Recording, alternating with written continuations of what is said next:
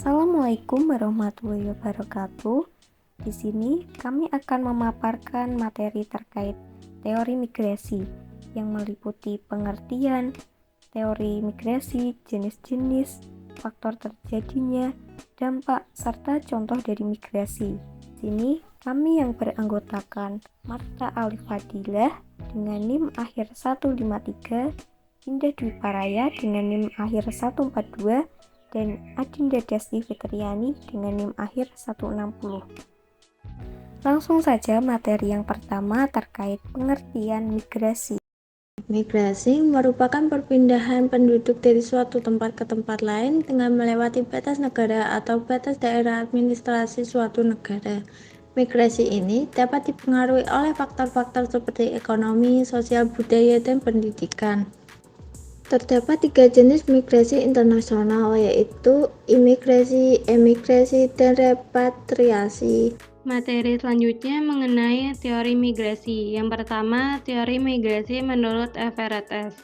Everett S. Lee 1976 mengemukakan bahwa volume migrasi di suatu wilayah berkembang sesuai dengan tingkat keragaman daerah-daerah di wilayah tersebut. Bila melukiskan di daerah asal dan daerah tujuan, ada faktor-faktor positif, negatif, dan ada pula faktor-faktor netral. Yang kedua, teori migrasi menurut Todaro. Model Todaro merumuskan bahwa migrasi berkembang karena perbedaan antar pendapatan yang diharapkan dan yang terjadi di pedesaan dan di perkotaan. Ketiga, teori migrasi menurut E.G. Reifenstein. Reifenstein mengungkapkan tentang perilaku migrasi, bagaimana orang cenderung akan memilih jarak terdekat dan menuju pusat-pusat pertumbuhan ekonomi. Yang keempat, teori migrasi menurut Arthur Lewis. Arthur Lewis membahas perekonomian menjadi 2 sektor, yaitu sektor tradisional atau pedesaan yang subsisten, yang ditandai dengan produktivitas tenaga kerja yang sangat rendah, dan sektor modern atau industri perkotaan di mana tenaga kerja dari sektor subsisten berpindah secara perlahan.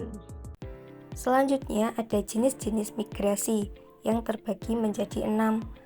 Yang pertama ada migrasi nasional. Migrasi nasional merupakan perpindahan penduduk dari satu daerah ke daerah lain, tetapi masih dalam satu negara.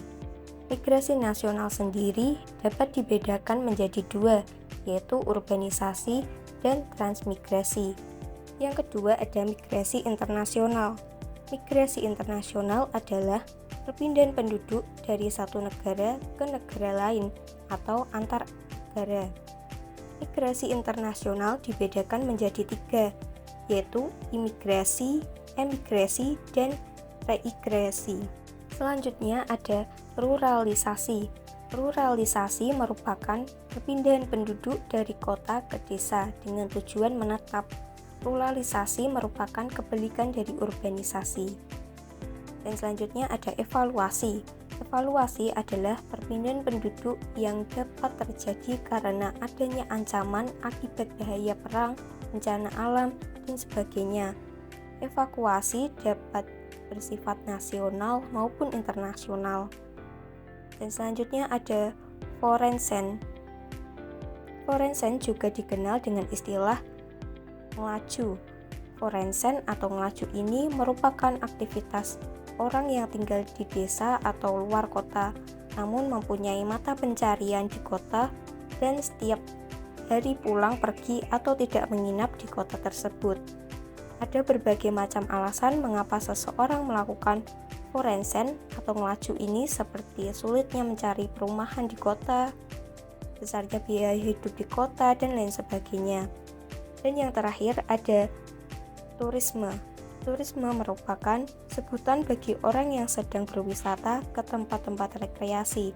Yang dimaksud dengan turisme adalah perjalanan seseorang ke daerah-daerah wisata dan menetap dalam jangka waktu tertentu. Materi yang selanjutnya yaitu faktor-faktor terjadinya migrasi. Yang pertama, tidak cocok lagi dengan adat budaya dan kepercayaan di tempat asal. Yang kedua, lapangan pekerjaan semakin sempit karena tenaga kerja digantikan oleh teknologi-teknologi yang digerakkan oleh mesin. Yang ketiga, terdapat tekanan atau diskriminasi agama, suku, politik, dan budaya di daerah asal. Selanjutnya, yang terakhir yaitu bencana alam seperti kebakaran pada musim kemarau, wabah penyakit, banjir, dan lain sebagainya. Materi selanjutnya mengenai dampak positif dan negatif migrasi. Dampak positif dari migrasi yang pertama, berkurangnya jumlah penduduk sehingga mengurangi pengangguran. Yang kedua, meningkatnya kesejahteraan keluarga di desa karena mendapatkan kiriman dari yang pergi, terutama dari yang sudah hidup layak. Yang ketiga, seimbangnya lapangan pekerjaan di desa dengan angkatan kerja yang tersisa karena banyak orang yang meninggalkan desa. Yang keempat, jumlah tenaga kerja yang bertambah. Yang kelima, integrasi penduduk desa kota semakin tampak. Dampak negatif dari migrasi antara lain yang pertama, berkurangnya tenaga kerja muda daerah. Yang kedua, kurang kuatnya stabilitas keamanan karena hanya tinggal penduduk tua. Yang ketiga, semakin berkurangnya tenaga penggerak pembangunan desa.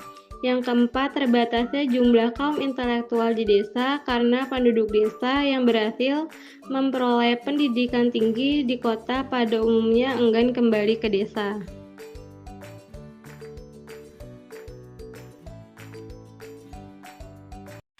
Assalamualaikum teman-teman. Kami dari kelompok migrasi akan mewawancarai narasumber cantik nih yang sekarang sedang bekerja di negara Jepang sebagai tenaga kerja Indonesia. Halo Kak Linda. Halo Kak, Bagaimana nih kabarnya sekarang? Alhamdulillah baik. Alhamdulillah, tentu saja harus baik ya. Kak Linda, kami mempunyai beberapa pertanyaan nih terkait dengan migrasi dan juga ingin tahu bagaimana pengalaman kakak bekerja di negara Jepang. Langsung saja ya Kak. Pertanyaan yang pertama itu pertanyaan ini juga pasti sering ditanyakan oleh teman-teman kakak atau saudara kakak juga. Pertanyaan yang pertama, mengapa Kak Linda itu melakukan migrasi atau memutuskan bekerja untuk di negara Jepang? Mengapa Kak?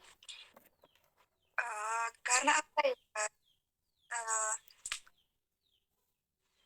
itu sih tertarik sama negara Jepang, kayak negaranya bersih, terus teknologinya maju. Lebih ketertarik ke Jepang. Jadi intinya dari awal sudah suka dengan negara Jepang ya Kak? Jadi ingin mengembangkan profesinya atau bekerja di negara tersebut. Ya.